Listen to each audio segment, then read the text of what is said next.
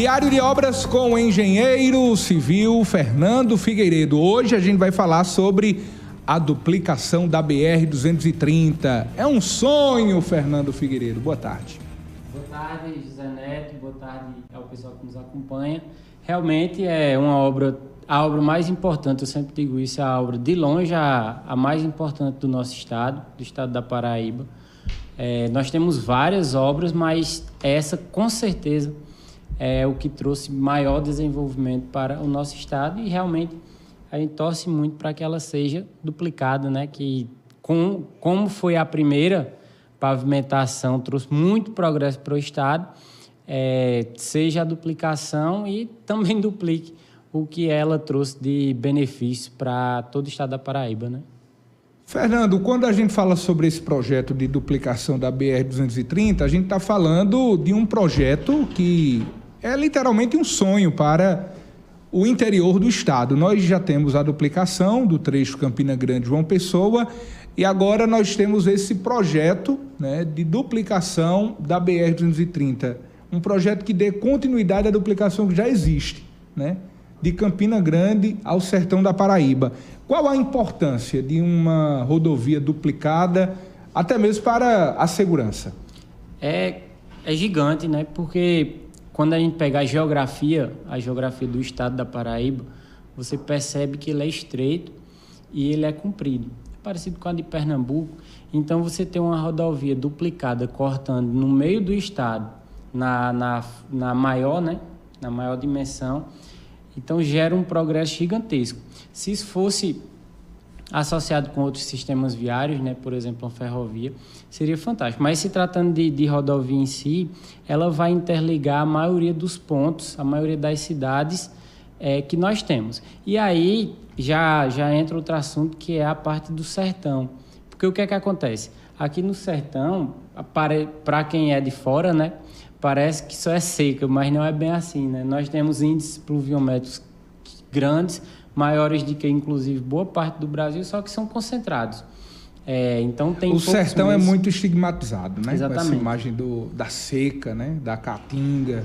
Exatamente. Do mandacaru. Isso é uma tecla que a gente sempre está batendo aqui, vira e mexe, a gente faz essa coluna e fala sobre o potencial que o sertão tem. Eu sempre comparo com os países do Oriente Médio ali, árabe, que é muito mais seco do que aqui, e eles valorizam tanto o pouco que tem que parece que é imenso. A tâmara é exportada mundialmente porque é um cultivo de lá, camelo.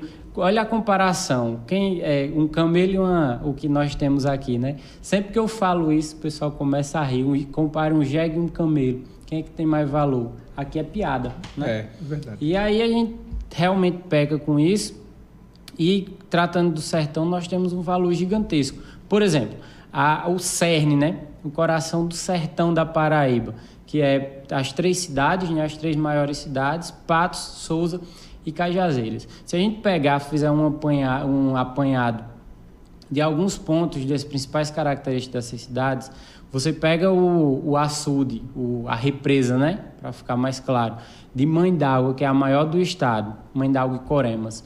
Pega a represa de Engenheiro Avidos e pega a da Serragem, isso dá um potencial hídrico gigantesco. Esses três mananciais já têm córregos, né? Já tem transposição de cada um deles, tem canais que levam águas para a agricultura, já tem o rio, que é um dos maiores rios do Brasil, um dos rios mais importantes do Nordeste, que é o Piranhas-Açu, que agora ficou perenizado com a transposição do rio do Rio São Francisco. Então, isso vai integralizar o sistema todo e permitir a integração de todas as cidades e o escoamento desses alimentos, dessas plantações que vão ter. Agora, Fernando, uma dúvida, né? Eu acho que, para quem conhece uma rodovia que não é duplicada, mas que há um projeto para que ela se torne duplicada, pode fazer a pergunta, mas como é que vai se duplicar uma rodovia? Por exemplo, há uma rodovia, imaginemos aqui a BR-230 saindo de Bom Jesus, né, passando ali por Bom Jesus, seguindo até Campina Grande. Já há uma rodovia que ela é única, mão única, né? Para se haver essa duplicação, há um procedimento, claro, de desapropriação de terra para a construção da rodovia. É um projeto realmente assim gigantesco para se haver uma duplicação ou não? É muito complexo, Zé Neto, porque envolve vários departamentos, né? Vários órgãos. E aí, só um pouco da história da BR-230, por exemplo, ela foi feita na década de 70, de 1970. E aí, se você recordar na memória, vivíamos em regime militar. Então, as coisas iam mais fácil. Por quê? Porque se tivesse um sistema ambiental, um órgão ambiental como é o IBAMA, e dissesse aqui não passa, aí vinha as ordens de cima e passava. Hoje não funciona bem assim porque as autarquias elas são independentes. Então é um processo realmente complicado, tem desapropriação, como você disse, tem o perímetro urbano que precisa ser desviado, as obras feitas dentro, e tem o poder político. O poder político que eu estou falando é de influência política. Até no projeto de estradas, quando a gente está lá na academia da Faculdade de Engenharia, estudando, tem os pontos obrigatórios de passagem, por exemplo, para desviar uma ponte, um rio, alguma coisa do tipo, e tem os pontos que a gente sempre diz, né, os pontos sociais, que você pode passar para beneficiar, por exemplo, uma comunidade, uma vila, um distrito, e o pessoal que tem influência, né, que tem poder político, poder aquisitivo, sempre quer trazer essas estradas para passar pelo seu local. Eu poderia aqui citar inúmeros casos desse tipo de construção de rodovia que o pessoal protesta porque a estrada não vai mais passar no sítio, na fazenda, na casa deles. Então, são problemas gigantescos, inclusive problemas de gestão social, porque as pessoas realmente elas tendem a usar sua influência para querer benefício só para si. Mas é muito importante, como a gente já destacava, né? Assim, o desenvolvimento que vem decorrente da duplicação de uma rodovia, ou até mesmo pela rodovia em si. Mas uma outra pergunta, do ponto de vista agora técnico, né? O que é preciso fazer para que uma estrada ela seja construída? Recursos, né? Essa, no caso da duplicação, torna-se mais fácil porque a rodovia já existe. Já existe a rodovia, já existe o perímetro da ferrovia que poderia ser aproveitado, por exemplo. É um processo complicado porque vai depender, né, da ANTT, da Agência Nacional de Transporte Terrestre, mas é possível. E o nosso estado ele facilita um pouco porque ele é comprido e a rodovia corta ele de ponta a ponta. Então, torna-se mais fácil por ser duplicado. Qual foi a sua pergunta exatamente? O que é preciso, por exemplo? Nós já temos, por exemplo, o terreno, sim, né? Digamos, uma grande faixa de terra que foi desapropriada e ali já pode, por exemplo, ser construída uma rodovia. O que é preciso fazer para que esse solo ele possa, de fato, comportar uma rodovia que vai ter aí um grande tráfego de veículos, tanto leves como também veículos pesados? Primeiro é concluir o projeto geométrico, que a gente chama que é o projeto de fato. Seria a planta arquitetônica, né? O projeto arquitetônico de uma estrada. Isso é simbólico, né? Não é projeto arquitetônico, o nome é projeto geométrico de estradas, então vai dizer por onde ela passa, por onde a estrada vai passar ligando os pontos, como eu disse, enumerando as cidades que vai desviar, as curvas, as comunidades que vai beneficiar. Aí, além disso, tem a parte de topografia, o que é que vai cortar, o que é que vai aterrar, que isso é bem complexo. Então, muito depois complexo. Que você tem o projeto, aí vem a parte de desapropriação propriamente dita, que é pagar as terras que serão desapropriadas para que ali passe uma rodovia. E aí é só vir a verba para começar. Fazer licitação, esse processo, esse trâmite normal. Faz a licitação, as empresas ganham e efetivam a construção. Mas eu queria abrir um parênteses que eu acho importante, né? Durante muito tempo se anunciou, e aí infelizmente é uma triste realidade, né? Mas durante muito tempo se anunciou o projeto de duplicação do litoral ao sertão. Bom, a verdade, sendo realista, é que esse projeto nunca existiu. O projeto mesmo era contornar Campina Grande. O sertão foi uma forma dos políticos ganharem votos. Se tornou uma bandeira política, exatamente, né? Eleitoral. Uma bandeira política, mas esse projeto, de fato, concreto, para ir para o sertão nunca existiu. Sabe por quê?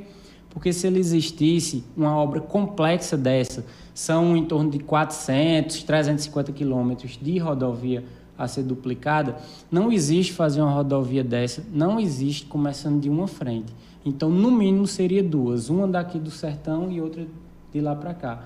Então, o projeto real era só contornar Campina Grande, porque de Campina a João Pessoa já era duplicado. Em contrapartida, tem uma triplicação que já está sendo concluída lá em João Pessoa. Então, a efetiva necessidade, o que foi empenhado de recurso para isso, foi a triplicação da BR-230, que é lá em João Pessoa, e a duplicação do contorno de Campina Grande, que é do começo da duplicação que liga Campina a João Pessoa, é uma comunidade da Farinha, lá na Praça do Meio do Mundo, no começo. Por ser na direção oeste, na direção do Sertão, aí os políticos usaram esse jargão de dizer que estavam investindo para duplicar de Campina ao Sertão. Mas isso, sendo realista, da forma mais simples possível, nunca existiu. Isso daí foi para angariar votos, infelizmente. Agora sim, hoje já teve o PAC, né? Já teve alguns indícios, né? Alguns políticos, poucos falaram, mas efetivamente não teve nada, mas falaram em fazer essa duplicação realmente para o Sertão, e para fazer uma obra dessa, eu reafirmo, pode até ter quem discorde, mas há discurso, né, sobre isso. Para fazer uma obra dessa, tem que começar por duas frentes. Então, tem que ter uma frente, ou em Patos, ou em Cajazeiras. Você acha que um dia esse projeto se tornará realidade? Nós tivemos agora o anúncio do novo PAC, né? O Programa de Aceleração do Crescimento.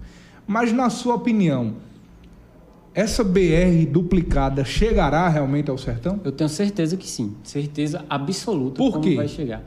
Por alguns pontos, né? O primeiro ponto é que o Sertão está cada vez progredindo mais. Você vê a comparação do que era 20, 30 anos atrás. Hoje a gente aprendeu, talvez com a globalização, com contato com outras culturas, a gente aprendeu a dar muito mais valor à nossa cultura, à nossa agricultura. Então, hoje você já vê aqui no Sertão plantações gigantes de caju, de cajá, dos nossos produtos, criação dos nossos animais, a exportação da nossa cultura genuína. Então, isso gera progresso. Recentemente, nós fizemos aqui uma coluna sobre a implementação da reserva ambiental da Serra do Teixeira. Isso vai gerar recursos gigantescos, vai gerar desenvolvimento. Tem o programa científico, tem o programa de turismo da Paraíba, que a TV Diário do Sertão anuncia muito bem aqui. Foi implementado em várias cidades do Sertão. Então, quanto mais gente vier para o Sertão, mais necessidade dessa rodovia vai ter. Além disso, tem uma notícia que já é fato, né?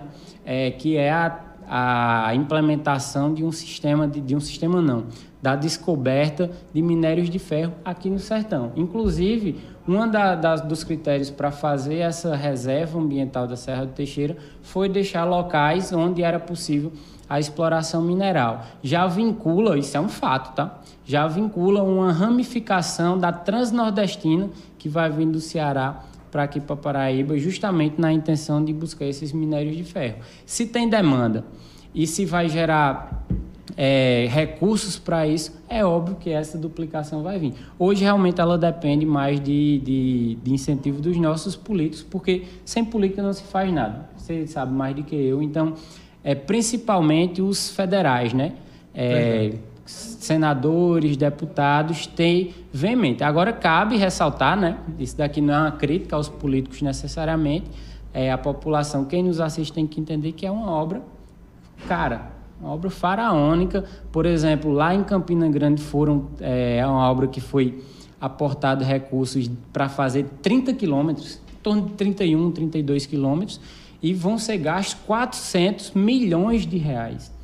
Isso é uma fortuna, né? Então, é uma obra realmente cara. Quando ela vier, com toda certeza, vão vir pedágios, vão vir privatizações, vai vir o progresso. Como a transposição, né?